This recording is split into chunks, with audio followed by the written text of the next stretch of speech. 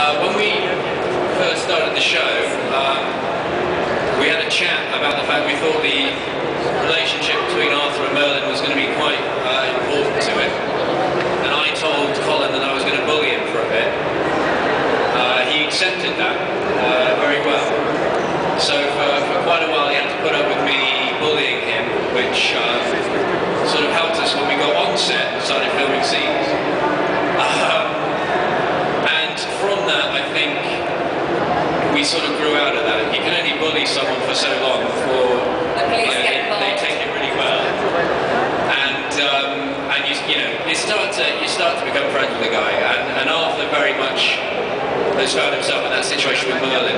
They've been through a lot together, and they've always been there for each other, bizarrely, through the bond that they have between each other. And it's just, it's built and it's grown as time's gone on. Eh bien, au début, quand on a commencé à tourner la série, j'ai